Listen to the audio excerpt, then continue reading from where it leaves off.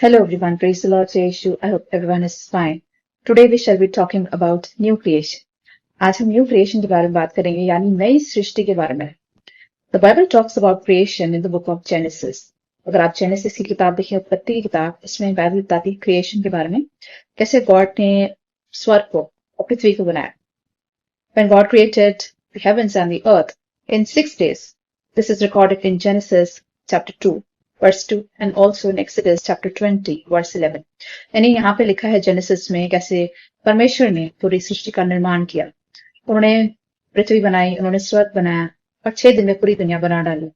7 day he rested and called it Sabbath, that is the rest day. यानी 6 दिन में परमेश्वर ने दुनिया को बनाया और 7वें दिन को उन्होंने सबत का दिन ठहराया क्योंकि उस दिन उन्होंने विश्राम किया. ऐसा Exodus chapter 20 verse 11 में भी लिखा है.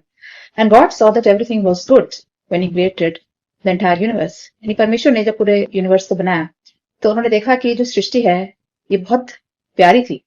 यानी परमेश्वर ने हर चीज को जब बनाया तो God said it is wonderful, it is good. ऐसे Genesis chapter 1 verse 31 में लिखा है. God created plants, trees, animals, stars, sun, moon, etc. everything.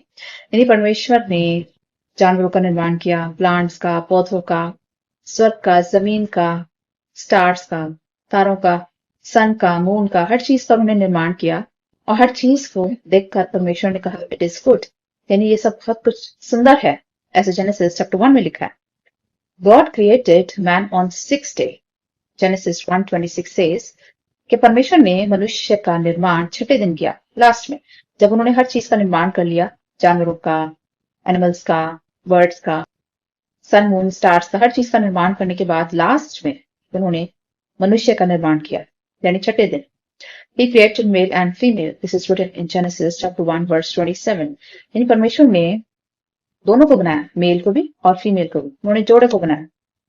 And it was his creation since he is the creator. And God was happy when he saw the man. यानी परमेश्वर ने जब मनुष्य को बनाया तो परमेश्वर बेहद प्रसन्न हुए.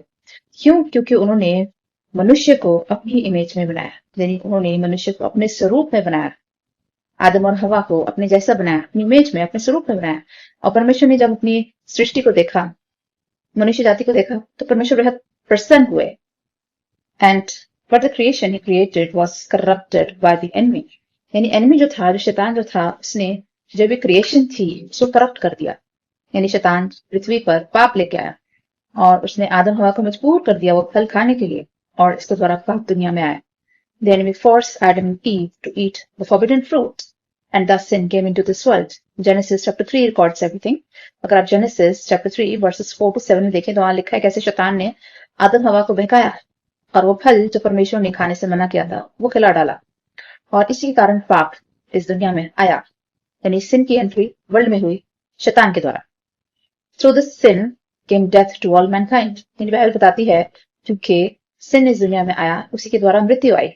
क्योंकि परमेश्वर ने आदम हवा से कहा था कि तुम हमेशा के लिए जीवित रहोगे और जब उन्होंने पाप किया तो उनको पनिशमेंट मिली और इसके द्वारा मृत्यु इस दुनिया में आई. ऐसा रोमन्स चैप्टर 5 वर्स 12 में लिखा है. And all died. यानी जितने लोग आदम से लेकर अब तक पैदा हुए हैं वो सबकी मृत्यु हुई है. सबने मृत्यु को देखा है. क्यों? क्योंकि सब पाप में पैदा, हम सब पाप में पैदा होते हैं, हम सब सिन करते हैं, इसलिए हम सब मृत्यु को देखते हैं. तो पाप के द्वारा मृत्यु इस दुनिया में आई. All have sinned and fall short of glory of God. नहीं, बाइबल बताती है रोमन्स चैप्टर 3 वर्स 23 में कि मनुष्य ने पाप किया और परमेश्वर की महिमा से दूर हो गया. All have sinned and fall short of glory of God. यानी क्योंकि इंसान पाप करता है और जब हम पाप करते हैं तो परमेश्वर से दूर हो जाते हैं. यानी पाप जो है वो हमें परमेश्वर से दूर कर देता है. और जब हम अच्छा जीवन बिताते हैं तो परमेश्वर के हम क्लोज आ जाते हैं, नजदीक आते हैं. और जितना हम पाप करते हैं परमेश्वर से हम दूर चले जाते हैं. और इसलिए लिखा है all have sinned and fall short of glory of God. क्योंकि मनुष्य ने पाप किया इसलिए वो ईश्वर की महिमा से दूर हो गया. All sin and were condemned to death and death reigned through sin. यानी क्योंकि हर मनुष्य पाप करता है और इसलिए मृत्यु आती है. एंड लिखा है death reigned through sin. यानी मृत्यु जो है वो राज करती है पाप के द्वारा. क्योंकि हम पाप करते हैं इसलिए हम मृत्यु पाते हैं और मृत्यु राज करती है हम सब पे. ऐसे रोमन्स चैप्टर 5 वर्स 17 में लिखा है. The enemy was happy because he corrupted the creation. यानी शैतान जो था वो खुश हुआ. क्यों? क्योंकि उसने पृथ्वी पर पाप फैला दिया आदम हवा के द्वारा. क्योंकि आदम हवा ने पाप करा और हम सब आदम हवा की संतान है तो पाप लेके हम पैदा होते हैं. Because we are the children of Adam and Eve, we are born with sin. यानी पाप जो है हम देख के पैदा होते हैं, वो हमारे ब्लड में है। और इसलिए शैतान खुश हुआ जब उसने आदम हवा से पाप करवाया। जब पृथ्वी पर पाप आया, उसके साथ आई मृत्यु। And enemy, the devil, he became very happy when the creation was corrupted. क्यों? क्योंकि अब जो थी मानव जाति पृथ्वी पर वो करप्ट हो गई, पाप से भरी। तो ये सब देख के शैतान खुश हुआ। And God cursed the enemy and said, "You will bite the heel of man, and man will crush your head." यानी गॉड ने शैतान को सजा दी, क्योंकि शैतान जो था वो सांप बन के आया था, वो सर्पेंट बन के आया था हवा के पास। गॉड कहते हैं, तू तो मनुष्य जाति के पैर पे डंक मारेगा और मनुष्य तेरा सर कुचलेगा। कौन से मनुष्य की बात कर रहे थे? यहाँ पे परमेश्वर बात कर रहे थे अपने बेटे यीशु मसीह के बारे में, कि यीशु मसीह जो है जब उस दुनिया में आएगा तो शैतान का सर कुचलेगा, उसका नाश करेगा, क्योंकि उसने पृथ्वी पर पाप किया। तो उसका अंत यीशु मसीह करेगा। ऐसे जेनेसिस चैप्टर 3 वर्स 15 में लिखा है कि man will crush your head. God है वो सेटन से, वो शैतान से कहते हैं कि मनुष्य तेरा सर कुचलेगा, तेरा जो अंत है, तेरा जो नाश है वो यीशु मसीह करेगा। और यीशु मसीह ने अपनी मृत्यु के द्वारा शैतान का नाश भी किया। Jesus through his blood shed on the cross defeated the enemy forever. Yeshu Masih जो परमेश्वर के बेटे हैं, ही सन ऑफ गॉड, और जब पृथ्वी पर आए मनुष्य बन के, उन्होंने अपना पाक साफ लहू जब सलीब पर बहाया तो उन्होंने शैतान को हमेशा के लिए हरा दिया, क्योंकि उसके बदले उन्होंने दी हमें अब्दी जिंदगी, इटर्नल लाइफ, यानी निजात दी, और हम सबको नरक में जाने से बचाया और शैतान का सर हमेशा के लिए कुचल दिया। Jesus through his blood shed on the cross defeated the enemy forever. His blood saved us from sins. यानी यीशु मसीह का जो लहू है वो हमें पापों से बचाता है। ऐसा इफिशियंस चैप्टर 1 वर्स 7 में लिखा है। यीशु ने अपना लहू बहाया और हमें दिया हमारे पाप से छुटकारा और दी हमारे पाप को माफी। And brought us from condemnation to justification. यानी हम सब कंडेमनेशन में आते थे, यानी हम सब नरक में जाने के हकदार बनते थे, और यीशु मसीह ने हमें जस्टिफाई कर दिया, यानी हमें धर्मी ठहरा दिया, यानी हमें नरक से निकाल के स्वर्ग में पहुंचा दिया यीशु ने अपने लहू बहाए जाने के द्वारा। ऐसे रोमन्स चैप्टर 5 वर्स 18 में लिखा है कि हम सब पर दंड की आज्ञा बनती है, हम सब पर दंड की आज्ञा दी गई थी, हम सबको मृत्यु मिली थी और हम सब पापी थे जब यीशु मरा, और हम सब नरक में जाने के लायक बनते थे अपने पाप के द्वारा। लेकिन यीशु मसीह ने अपना बेगुनाह लहू जब बहाया तो उसने हमें नरक की आग से बचाया और हमें दी स्वर्ग में जाने की परमिशन, हमें दी स्वर्ग में जाने की परमिशन यीशु ने, और हमें दी इटर्नल लाइफ, यानी हमेशा की जिंदगी। ऐसे रोमन्स चैप्टर 5 वर्स 18 में लिखा है, He washed away our sins and made us heir to heaven. इसमें यीशु मसीह ने हमारे पापों को धो डाला और हमें बनाया उत्तराधिकारी परमेश्वर, और हमें बनाया स्वर्ग में जाने के लायक। ऐसे रोमन्स चैप्टर 8 वर्स 17 में लिखा है, He made us heir to heaven, which means हमें परमेश्वर के उत्तराधिकारी ठहरा दिया। क्यों? कि परमेश्वर रहते हैं स्वर्ग में, और यीशु मसीह ने हमारे लिए स्वर्ग का रास्ता खोला और हमें स्वर्ग में जाने का हकदार बनाया। So we became the heir to heaven, यानी हमें उसने स्वर्ग में जाने के लायक बनाया और हमें बना दिया ईश्वर का उत्तराधिकारी। He gave us eternal redemption and eternal life through his blood. यानी यीशु मसीह ने हमें दी हमेशा की जिंदगी, हमें दिया अनंत जीवन अपने लहू बहाए जाने के द्वारा। ऐसा इफिसियों चैप्टर 1 वर्स 7 और जॉन चैप्टर 6 वर्स 54 में लिखा है, that Jesus offers us eternal life through the shedding of his blood. यानी यीशु ने अपने सलीब पर जब अपना लहू बहाया तो उसने दी हमें हमेशा की जिंदगी, यानी अनंत जीवन। Therefore Bible says if anyone is in Christ he is a new creation. यानी इसलिए बाइबल कहती है अगर कोई मसीह में है तो वो नई सृष्टि है। यानी हम जब यीशु मसीह के नजदीक आ जाते हैं, जब हम यीशु मसीह को अपनाते हैं अपना उद्धार करता, तो हम एक नई सृष्टि बन जाते हैं, हम एक नया मनुष्य बन जाते हैं। ऐसा 2 कोरिन्थियंस चैप्टर 5 वर्स 17 में लिखा है। यानी 2 कोरिन्थियंस चैप्टर 5 वर्स 17 कहता है जब हम यीशु मसीह को अपना उद्धार करता मानते हैं, अपना प्रभु मानते हैं, तो हम एक नया जीवन पाते हैं, हम एक नया मनुष्य बन जाते हैं। If anyone is in Christ, he is a new creation. यानी हम नई सृष्टि बन जाते हैं, एक नया मनुष्य बन जाते हैं जब यीशु को अपनाते हैं, जब यीशु के नजदीक आते हैं। If anyone is in Christ, he is a new creation and former things has passed away. और हमारा जो बीतता हुआ जीवन है वो यीशु भूल जाता है। यानी बीते हुए जीवन में हमने जितने पाप किए हैं वो यीशु मसीह सारे भूल जाते हैं जब एक हम मसीही जीवन जीते हैं। The enemy had a plan to put the whole humanity in hell through sin, but Jesus being hung on the cross washed away our sins and made a way for us in heaven. यानी शैतान का पूरा plan था कि वो सबको नरक में डाले। क्यों? क्योंकि उसने पाप इंट्रोड्यूस करा अर्थ पे, वो चाहता था सारी मनुष्य जाति पाप करे और नरक में जाए। लेकिन यीशु मसीह ने जब अपना लहू सलीब पे बहाया तो हमारे लिए स्वर्ग में जाने का रास्ता खोल दिया। Jesus prepared a way for us in heaven by shedding his blood on the cross. He was hung on the cross. यीशु मसीह को क्रूस पे लटकाया गया था and he washed away our sins. और अपने लहू से उन्होंने हमारे पापों को धो दिया। And made a way for us in heaven, और हमारे लिए स्वर्ग में जाने का रास्ता बनाया यीशु ने। ऐसे जॉन चैप्टर 14 वर्स 6 में लिखा है, that I am the way, the truth and life. यानी यीशु से कहते हैं कि मैं ही मार्ग, सत्य, जीवन हूँ। कौन सा मार्ग? स्वर्ग में जाने का मार्ग। मैं ही सत्य हूँ, जीसस इज इटर्नल ट्रूथ, और मैं ही जीवन हूँ, which mean Jesus Christ is eternal life. यानी जिसने यीशु को अपनाया है उसको मिलेगी eternal life. He said, I am the way, the truth and the life. यानी यीशु कहते हैं मार्ग भी मैं हूँ, सत्य भी मैं हूँ, जीवन भी मैं हूँ। स्वर्ग में जाने का मार्ग यीशु है, और एक ही चीज है, एक ही सत्य है, वो है यीशु, जो कि अमर है, जो हमेशा रहने वाले हैं, और वही जीवन है, यानी यीशु मसीह ही अनंत जीवन है। ऐसे जॉन 3 वर्स 26 में लिखा है, जॉन चैप्टर 3 वर्स 36 में लिखा है, curse is the one who is hung on the tree. यानी बाइबल बताती है श्रापित है वो जिसने अपनी जान दी सलीब पर, विच मीन्स यीशु मसीह हमारे लिए श्राप बन गया। यानी पुराने जमाने में चोर डाकुओं को सजा दी जाती थी सलीब पे, यानी चोर डाकू जो होते थे उनको क्रूस पे लटकाया जाता, और लोग उनको कहते थे he is a curse person, which means ये इंसान श्रापित है, ये पापी है, इसलिए इसको क्रूस मिला। यीशु मसीह को जब क्रूस मिला तो वो श्रापित बन गए, विच मीन्स उन्होंने श्राप को सहन किया हम लोगों के लिए, हमारे गुनाह अपने ऊपर लिए, हमारी सजा अपने ऊपर ली। जो सजा हमें मिलनी थी नरक में, यीशु ने अपने ऊपर ली और हमारे लिए स्वर्ग के द्वार किया। और इसे लिखा है, curse is the one who is hung on the tree. यानी यीशु मसीह हमारे लिए श्रापित हुआ, परमेश्वर का दंड उसने हमारे लिए सहा, हम सबकी सजा अपने ऊपर ली। जो सजा हमें मिलनी थी वो यीशु ने सही, परमेश्वर का क्रोध, उसका ग्रहर, उसका दंड यीशु ने सहा।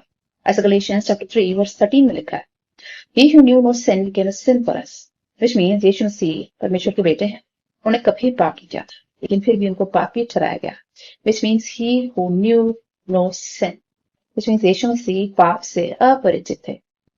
वो पापी, यानी वो पापी नहीं थे, उनको मालूम भी नहीं था पाप क्या होता है, क्योंकि उन्होंने कभी पाप ही नहीं करा था।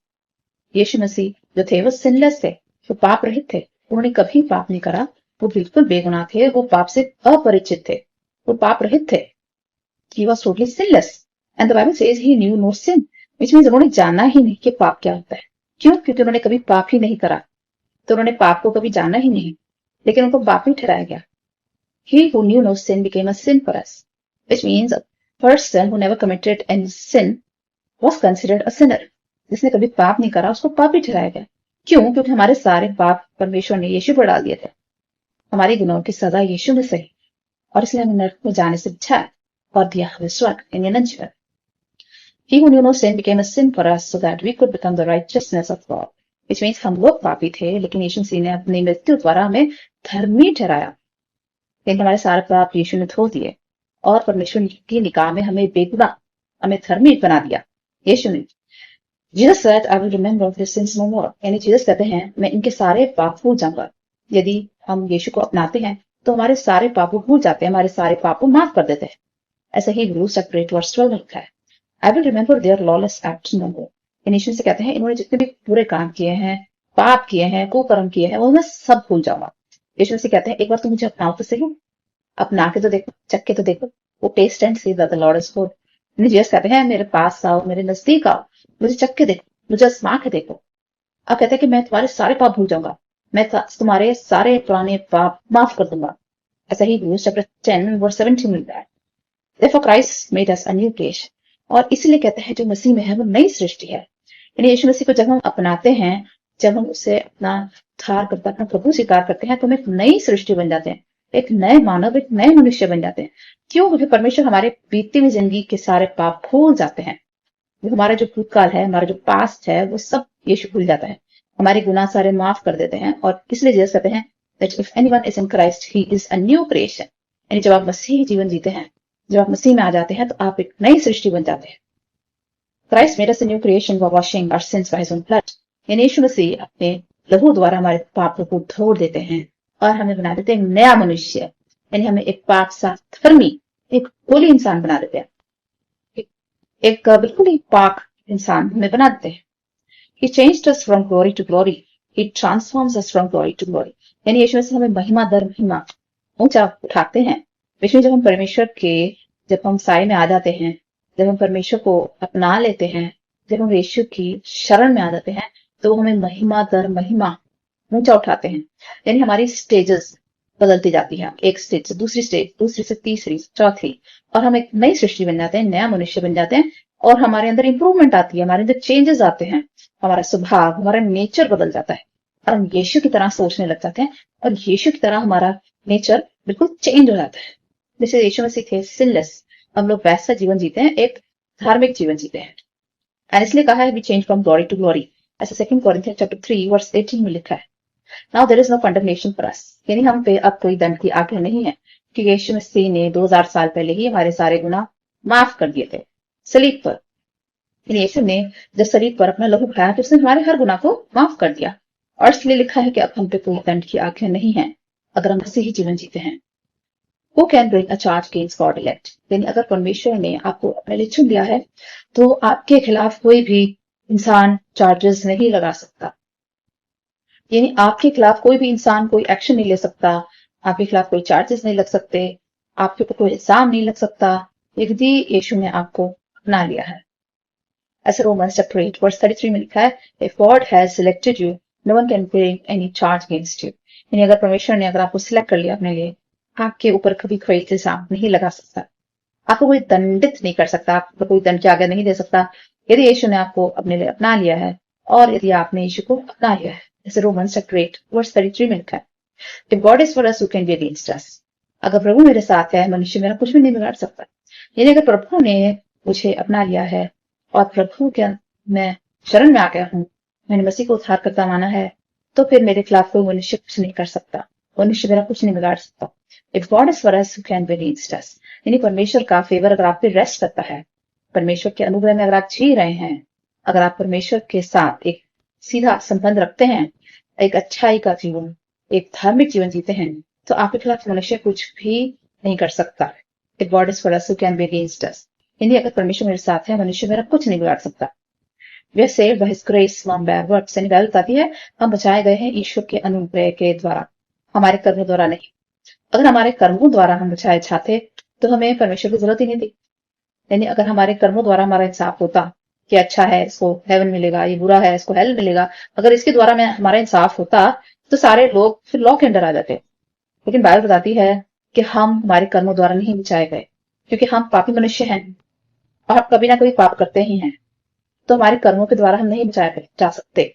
हम बचाए गए हैं ईश्वर के अनुग्रह के द्वारा, यानी ईश्वर का अनुग्रह, उसका प्रेम, उसकी दया, उसकी मर्सी हम पे रेस्ट करती है, इसलिए हम बचाए गए। और यदि हम कर्मों के द्वारा बचाए जाते तो कोई भी इंसान स्वर्ग में नहीं जाता, क्योंकि हम कभी ना कभी तो पाप करते ही हैं, because we all are imperfect human beings, हम लोग इम्परफेक्ट है और हम रोजाना पाप करते हैं, तो हम उस हिसाब से हम स्वर्ग में जाने के लायक ही नहीं है, क्योंकि हम कभी ना कभी पाप करते ही हैं। इसलिए हम बचाए गए हैं ईश्वर के अनुग्रह द्वारा, ईश्वर का प्रेम, उसका अनकंडीशनल लव, उसकी मर्सी, उसकी दया, उसके अंदर हम आ जाते हैं और तब हमारे सारे गुनाह माफ हो जाते हैं। ऐसा लिखा है Ephesians chapter 2 verse 8 और 9 में, that we are saved by his grace not by our works so that we could boast, which means अगर हम अपने कर्मों के द्वारा बचाए जाते तो हम बहुत घमंडी हो जाते, लेकिन हम कर्मों के द्वारा नहीं बचाए गए, हम आते हैं ईश्वर के ग्रेस में, हम बचाए गए हैं उसके अनुग्रह के द्वारा। When we come close to God, when we come close to Christ, we become like him. जब जीसस के यीशु के नजदीक आते हैं हम यीशु की तरह बन जाते हैं, हमारा डिवाइन नेचर बन जाता है, यानी वे धार्मिक जीवन जीते हैं और यीशु के नेचर को अपना लेते हैं, यानी यीशु जैसा हमारा स्वभाव बन जाता है। We change in nature, there is an evolution, यानी हमारे अंदर बहुत सारे चेंजेस आते हैं जब यीशु को हम अपनाते हैं। We have divine nature like Christ, यानी हमारा जो स्वभाव है, जो नेचर है, वो क्राइस्ट के जैसा हो जाता है, divine. We become humble like Christ, we talk like Christ, we walk like Christ, we think like Christ, we behave like Christ, we become soft, we become forgiving, loving, kind, we serve like Christ, we become holy.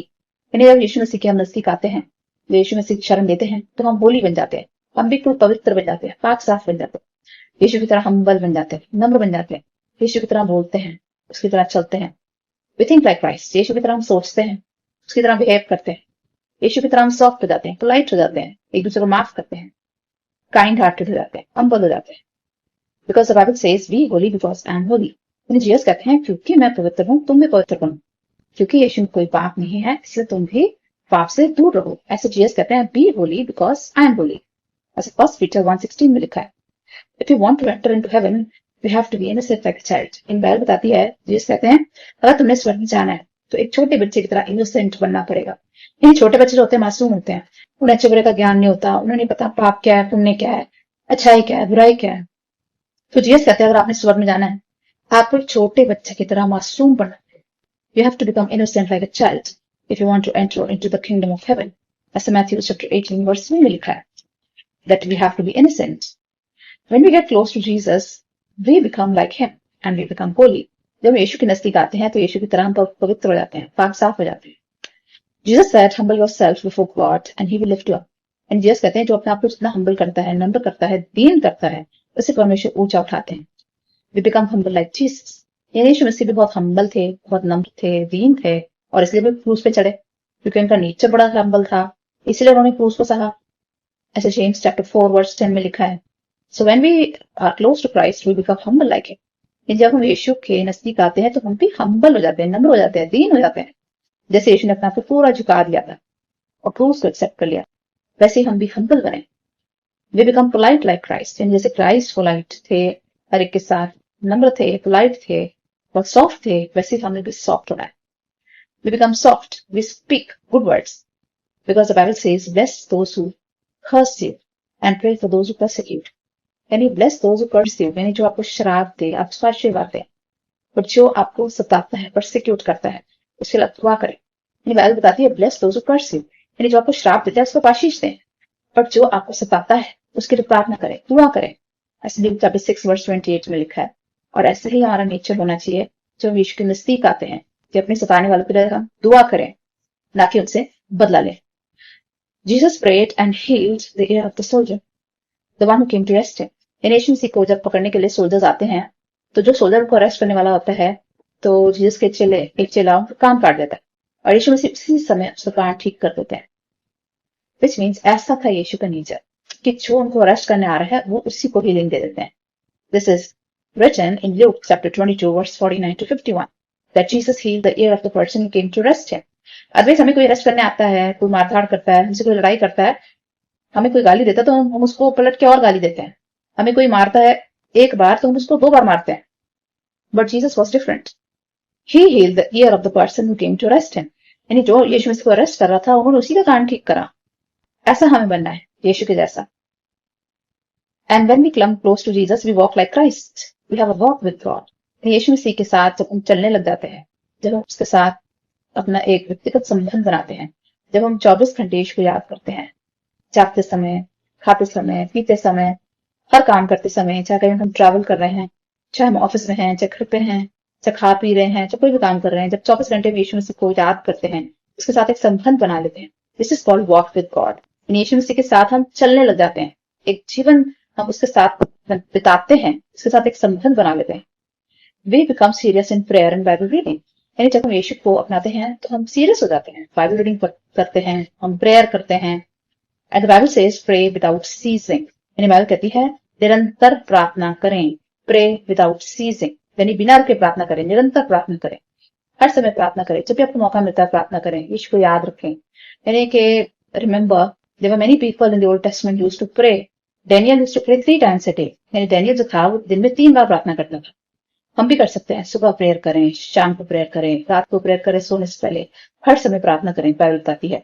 ऐसे 1 थिस्सलुनीकन chapter 5 verse 17 में लिखा है that pray without ceasing. When we come close to Christ, of course we become humble like him, we become polite like him, we walk with Christ and we think like Christ. यानी यीशु मसीह के जब नजदीक आते हैं, यीशु की तरह सोचने लग जाते हैं। Bible says we have the mind of Christ. Bible बताती है कि हमारा जो माइंड है वो क्राइस्ट की तरह बन जाता है, और हमारा माइंड जो है वो क्राइस्ट की तरह सोचता है जब हम यीशु के नजदीक आते हैं। ऐसा 1 कोरिन्थियंस चैप्टर 2 वर्स 16 में लिखा है we have the mind of Christ. यानी हमारा जो माइंड है वो यीशु के जैसा बन जाता है और हम यीशु की तरह सोचने लग जाते हैं जब हम यीशु के नजदीक आते हैं। When we welcome Jesus in our heart, we think like him. We think because of the presence of the Holy Spirit. कि जब हम यीशु को अपनाते हैं तो हमें मिलता है पवित्र आत्मा, और पवित्र आत्मा हमें यीशु के नजदीक लाता है और यीशु की तरह हमें वो सोचने में हेल्प करता है। यानी यीशु के थॉट्स हम पे रिवील करता है। यीशु मसीह के जो प्लान्स हैं, जो थॉट्स हैं, पवित्र आत्मा हम पे रिवील करता है। यानी खुदा के जो प्लान्स हैं हमारे लिए, उनकी जो योजना है हमारे लिए, पवित्र आत्मा हम पे रिवील करती है और हम गॉड की तरह, हम यीशु की तरह सोचने लग जाते हैं। We think like Christ when we come close to Christ.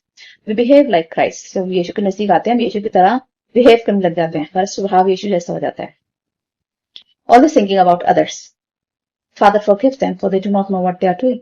यानी यीशु जब क्रूस पे चलाए गए थे तो उन्होंने उनके लिए माफी मांगी जिन्होंने उनको क्रूस दिया था. ऐसे ल्यूक चैप्टर 23 वर्स 34 में लिखा है. यानी जो लोग यीशु को मार रहे थे वो उन्हीं के लिए परमेश्वर से माफी मांग रहे थे. वो कहते हैं पिता इन्हें क्षमा कर कि ये नहीं जानते क्या कर रहे हैं. We learn to forgive each other when we come close to Christ. जब यीशु के नजदीक आते हैं हम एक दूसरे को माफ करने वाले बन जाते हैं. After all, the Lord's Prayer also says, forgive us our sin as we forgive each other. इन जो प्रेयर है जो जीसस ने सिखाई है लॉर्ड्स प्रेयर, उसमें भी लिखा है कि हमारे गुनाहों को माफ कर जैसे हम एक दूसरे को माफ करते हैं. अगर हमें यीशु से माफी चाहिए तो हमें एक दूसरे के गुनाहों को भी माफ करना है. और जब हम यीशु के नजदीक आते हैं तो हम ग्रजेस भूल जाते हैं. लोगों ने हमारे साथ बुरा भी करा होता है तो फिर भी हम उनको माफ कर देते हैं जब हम यीशु के नजदीक आते हैं. ऐसा ल्यूक चैप्टर 11 वर्स 4 में लिखा है. We love like Christ. जब हम क्राइस्ट के नजदीक आते हैं हम एक दूसरे से प्रेम करने लग जाते हैं. Because Jesus said love each other as I have loved you. Jesus ने कहा है एक दूसरे से प्रेम करो जैसा मैंने तुम्हें प्रेम किया. ऐसे जॉन चैप्टर 13 वर्स 34 में लिखा है. Greater love has no one that he may give life for his friend. यानी जीसस कहते हैं ऐसा किसी ने कभी किसी से प्रेम नहीं करा कि अपने प्राण अपने दोस्तों के लिए दे दे. विच मीन्स यीशु मसीह ने हमारे लिए अपने प्राण दिए और ऐसा कोई मनुष्य दूसरे से प्रेम नहीं कर सकता कि अपने प्राण किसी के लिए दे दे. ऐसे जॉन चैप्टर 15 वर्स 13 में लिखा है that Jesus gave his life for us and hence he loved us unconditionally. And Jesus says, love each other as I have loved you. यीशु मसीह कहते हैं एक दूसरे से प्रेम करो जैसा मैंने तुम्हें प्रेम किया. और कैसे प्रेम करना है? अनकंडीशनल प्रेम. यानी जब हम किसी से प्रेम करते हैं तो ये मत सोचें बदले में हमें कुछ मिलेगा. यदि हम किसी की मदद करते हैं ये ना सोचें हमें बदले में कुछ मिलेगा. अच्छाई करते चले जाएं और उसका फल ईश्वर हमें देता है. We serve like Christ. जब हम यीशु के नजदीक आते हैं हम एक दूसरे को सर्व करने लग जाते हैं, एक दूसरे की सेवा करते हैं. Jesus said, I have come to serve the world and not to be served. यीशु से कहते हैं कि मैं सेवा करने आए, कराने नहीं. ऐसा मैथ्यू 20 वर्स 28 में कहा है. I have come to serve the world and not to be served. Jesus कहते हैं कि मैं नहीं चाहता कि मेरी कोई सेवा करे बल्कि मैं दूसरों की सेवा करने आया.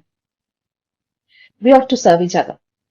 Jesus washed the feet of his disciples. यीशु मसीह ने अपने चेलों के पैर धोए थे, अगर आपको याद है. ऐसे जॉन चैप्टर 13 वर्स 1 से 17 में लिखा है. यीशु मसीह जब चेलों के पैर धोते हैं तो वो कहते हैं कि तुम भी ऐसे एक दूसरे के साथ करो जैसे मैंने तुम्हारे साथ किया. तुम भी एक दूसरे की सेवा करो. And we ought to serve each other. ऐसे जॉन चैप्टर 13 वर्स 14 में लिखा है. एंड मैथ्यू चैप्टर 23 वर्स 11 भी ये कहती है that we ought to serve each other. यानी हमें एक दूसरे की सेवा करनी चाहिए जैसा यीशु हमारी सेवा करने आए थे. If you want to be greatest, you should be the servant of all. यानी जीसस कहते हैं अगर आप चाहते हैं कि आप सबसे ऊंचे पद पर उठाए जाएं तो सबसे पहले आप एक दूसरे को सेवा करना सीखें. मैथ्यू चैप्टर 20 वर्स 26 में जीसस कहते हैं if you want to be greatest, you should be the servant of all. अगर आप चाहते हैं कि आपको ऊंचा उठाया जाए, आपको ऊंचा पद मिले तो पहले एक दूसरे की सेवा करना सीखिए. When we accept Jesus in our lives, we are changed in his image. जब यीशु मसीह को हम स्वीकार करते हैं तो हम यीशु मसीह के जैसे बन जाते हैं. हमारा स्वरूप यीशु जैसा बन जाता है. We are transformed in the image of Christ. ऐसा 2 Corinthians chapter 3 verse 18 में लिखा है. If law is there, then sin increases. यानी बाइबल हमें बताती है कि पुराने टाइम में मूसा का कानून था और जब मूसा का कानून जब नहीं आया था तब भी दुनिया में पाप था. लेकिन जब मूसा का कानून आया तब पाप बढ़ गया. It is written in Romans chapter 5 verse 20. यानी मूसा ने कानून लागू करा था ताकि पाप कम हो जाए, लेकिन इसका उल्टा हुआ, इसका विपरीत हुआ. If law is there, then sin increases. यानी मूसा ने जब अपने 10 आज्ञाएं लागू करी थी जो कि परमेश्वर ने उसे दी थी तो परमेश्वर लगता था कि पाप कम हो जाएगा, लेकिन इसका विपरीत हुआ. 10 आज्ञाएं मिलने के बाद पाप पृथ्वी पे और बढ़ गया. Which means God gave the 10 commandments to Moses, but God felt the sin will decrease. यानी गॉड को लगता था कि इस जो 10 आज्ञाएं हैं, जो 10 कमांडमेंट्स हैं, इसके बाद पाप पृथ्वी पे घटेगा, लेकिन इसका उल्टा हुआ, पाप और बढ़ गया 10 आज्ञाओं के मिलने के बाद, लॉ के मिलने के बाद. If we get the knowledge of sin through law, यानी कानून के द्वारा ही हमें पता चलता है कि sin क्या है. Which means we get the knowledge of sin through law. We get the knowledge of sin through law. यानी जब कानून आया तो हमें पता चला sin क्या है. For example, adultery, stealing, killing. जब हमने कानून में पढ़ा, जब हमने लॉ में पढ़ा कि adultery is a sin, तो हमें पता चला adultery क्या होता है. चोरी करना, मर्डर करना, पाप करना. अगर मर्डर करना एक sin है तो हमें कहां से पता चला? ये हमें लॉ के द्वारा पता चला. ऐसे रोमन चैप्टर 7 वर्स 7 में लिखा है that law introduced sin, which means we get the knowledge of sin through law. यानी जो लॉ है, जो कानून बनाए गए, उनके द्वारा हमें sin की नॉलेज मिलती है। अगर ये कानून ना बनता कि अडल्ट्री इज अ सिन, तो हमें पता कैसे चलता अडल्ट्री क्या होती है। विच मीन्स अडल्ट्री यानी व्यभिचार, ये सिन है, ये पाप है। ये हमें कैसे पता चला? क्योंकि कानून ने कहा कि adultery is a sin, murder is a sin, killing is a sin, यानी किसी को मारना, किसी की हत्या करना, ये पाप है। ये हमें कैसे पता चला? जब हमने कानून जाना कि हत्या करना पाप है। That means law introduces sin, and where there is law the sin increases. यानी लॉ का काम था कि सिन को कम करना। गॉड ने कानून बनाए, लॉज बनाए ताकि सिन कम हो जाए, लेकिन इसका उल्टा हो गया, इसका विपरीत हो गया। जितने कानून आए उतना ही पाप पृथ्वी पे बढ़ा। ऐसे रोमन्स चैप्टर 7 वर्स 7 में लिखा है, but we are not here to follow law because we follow Christ. यानी बाइबल बताती है हमें लॉज को इतना मानने की जरूरत नहीं, क्योंकि हम किसको मानते हैं? क्राइस्ट को। और अगर हम लॉ के ऊपर चलेंगे तो ऑब्वियसली हमें नरक मिलेगा, क्योंकि जूस जो है वो क्राइस्ट को नहीं मानते, वो लॉ को फॉलो करते हैं। Jewish people, यहूदी people, they don't follow Christ, they follow law, क्योंकि उनको लगता है लॉ को मान के हम कानून को पालन करके हम स्वर्ग में जाएंगे। लेकिन अगर हम कानून पे चलेंगे तो कोई भी इंसान स्वर्ग में जाने के लायक नहीं है, because all have sinned and fallen short of glory of God. क्योंकि बाइबल कहती है हर मनुष्य ने पाप करा और परमेश्वर की महिमा से दूर हो गया। अगर हम कानून पे चलेंगे तो हम सर्व नरक में जाएंगे। लेकिन बाइबल बताती है कानून हमें नहीं बचाता, हमें बचाता है यीशु मसीह का लहू। We don't follow the law, we follow Christ. यानी अगर हम कानून को फॉलो करेंगे तो हम सब नरक में जाएंगे, क्योंकि हम सब पापी हैं। लेकिन जब हम यीशु को फॉलो करते हैं तो हम यीशु की ग्रेस में आ जाते हैं, उसके अनुग्रह में आ जाते हैं और उसके लहू के अंडर आ जाते हैं। We are saved by the blood of Christ. So instead of following the law, we follow Christ. क्योंकि लॉ को पूरी तरह से कोई मान ही नहीं सकता। ऐसा कोई इंसान नहीं जो पूरी की पूरी 10 आज्ञाओं को माने, जो पूरी के पूरे 10 कमांडमेंट्स को फॉलो करे। ऑनेस्टली ऐसा कोई इंसान है ही नहीं जो पूरी की पूरी आज्ञा को पालन कर सके और जो क्लेम कर सके कि मैं स्वर्ग में जा सकता। ऐसा कोई मनुष्य नहीं है जो क्लेम कर सके कि मैंने कभी पाप नहीं किया, मैंने सारी आज्ञाओं को माना है और मैं स्वर्ग में जाऊं। ऐसा कोई मनुष्य पृथ्वी पर नहीं है। इसलिए हम लॉ के अंडर नहीं आते, हम आते हैं क्राइस्ट के अंडर। क्योंकि हम लॉ को मानेंगे तो हमें ऑब्वियसली हेल मिलेगा। जब हम क्राइस्ट को मानते हैं तो हम मिलता है heaven, because the law can not save us, we are saved by the blood of Christ.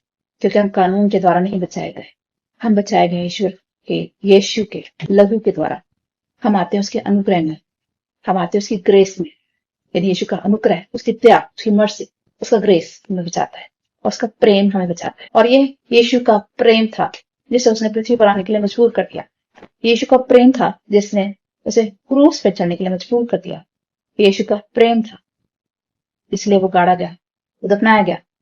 और यीशु का प्रेम उसे दोबारा से पुनरुत्थान भी देता है, which means वो दोबारा से जीवित हुआ और वो स्वर्ग में गया, वो उठा लिया गया और परमेश्वर के दाहिने ओर बैठा है। यीशु का प्रेम हमें बचाता है और हमें नरक से निकाल के स्वर्ग में लाया है। We follow Christ and therefore we are under grace. If Christ has forgiven our sins, does that mean we can sin more? यानी हम लोग कहते हैं, बाइबल बताती है कि 2000 साल पहले ही यीशु ने हमारे गुनाह माफ कर दिए, तो इसका मतलब क्या है? तो क्या हम गुनाह कर सकते हैं? क्योंकि यीशु मसीह ने हमें पहले ही माफ कर दिया 2000 साल पहले। Does that give us a license to sin? तो क्या हमें सिन करने का लाइसेंस मिल गया है कि यीशु मसीह ने 2000 साल पहले उस पर हमारे गुनाह माफ कर दिए? इसका मतलब ये नहीं है कि हम पाप कर सकते हैं, इसका मतलब ये नहीं है कि हमें लाइसेंस मिल गया सिन करने का, क्योंकि यीशु ने तो 2000 साल पहले ही हमें माफ कर दिया था। We can not take his grace for granted. Yeshu की जो दया है, उसका जो अनुग्रह है, उसको हल्के में ना लें। Never take the grace of God for granted and we can not escape. इसका मतलब हमें कोई लाइसेंस नहीं मिला सिन करने के लिए। Absolutely not. This is written in Romans chapter 6 verse 15 that we should not take the mercy of God for granted. यीशु मसीह अगर मर्सीफुल है, वो दया से भरे हुए हैं, तो हमें इस चीज का फायदा नहीं उठा और हम ये ना सोचे कि हम पाप करेंगे, यीशु तो माफ कर ही देंगे। तो उनकी जो मर्सी है, उनकी जो दया है, उनका जो प्रेम है, उसको कभी व्यर्थ ना समझे, उसे कभी ग्रांटेड ना ले। ऐसे रोमन्स चैप्टर 6 वर्स 15 में लिखा है, We should live a humble life and accept the fact that we are saved by His grace. यानी हमें इस चीज पर यकीन करना चाहिए कि हम बचाए गए हैं ईश्वर के अनुग्रह के द्वारा, और इसलिए हमें पापों से दूर रहना चाहिए। इसलिए हमें पाप भरा जीवन नहीं जीना, बल्कि हमें पाप मुक्त जीवन जीना है कि यीशु मसीह के अनुग्रह से हम बचाए गए हैं। तो जितना हो सके पाप को अवॉइड करें, सिन को अवॉइड करें और पाप जीवन जिए। Live a life which is in Christ and we should not trample the blood of Jesus by committing sins. यानी बाइबल बताती है, जो हम पाप करते हैं तो यीशु मसीह के जो लहू है, जो उसने हमारे लिए बहाया, उसकी हम इंसल्ट करते हैं. When we commit sin, we insult the blood of Christ, the holy blood of Christ, which He shed for us. And hence we should not trample His blood by committing sins. यानी अगर हम बार बार पाप करते हैं, जानबूझ के पाप करते हैं, तो यीशु मसीह के जो कीमती लहू है उसकी हम बेइज्जती करते हैं. तो कृपया करके पाप को, सिन को अवॉइड करें और पाप ना दोहराएं और ईश्वर को वो इज्जत दें जिसके वो लायक है. Which means live under the grace of God and live in the glory of God. Because God says, be holy, because I am holy. ये परमेश्वर कहते हैं कि तुम ही पाक पवित्र हो क्योंकि मैं पवित्र हूँ. ऐसा Hebrews chapter 10 verse 29 में लिखा है that we should live a holy life which is in Christ. I would like to pray for all of you. Heavenly Father, we come before you with our prayers. Father God, we thank you so much for this beautiful message that you have shared with us today, that if anyone is in Christ, is a new creation, and former things have passed away. Father God, we thank you so much for making us a new creation. Father God, we thank you so much for your mercy, for your love, for your grace. For the Bible says that we are under your grace, and we are saved by your grace and not by our works. Father God, we pray that you're going to make us divine like you. Enable us to become a new creation. Enable us to develop a divine-like nature. Help us to be kind-hearted, compassionate, loving, serving each other, and forgiving each other as you forgive us our sins. Father God, help us to display unconditional love towards each other. Enable us to serve each other, because you said love each other as I have loved you. Father God, help us to change from glory to glory. Transform our nature. Help us to become more merciful, for you are a merciful Father, and your mercies are new every day. Father God, renew our minds, strengthen our spirit, so that we can become holy like you. For you have said, be holy because I am holy. Father God, we pray for all the viewers who are watching this video. We pray that you're going to help them to become a new creation, that you're going to bless them to become new beings, to develop a divine nature like yours. Father God, we pray for all the viewers. Help them to become more spiritual in nature. Help them to read the scriptures. Help them to pray, because the Bible says, pray without ceasing. Help us to develop a new spirit, a new mind, a new heart. Father God, we pray for all those who are seeking healing. Bless every organ, every tissue, every part of their body. Provide them supernatural healing. Bless every bone. Father God, we pray for all those who have met any accident or who are facing any infirmities or any diseases.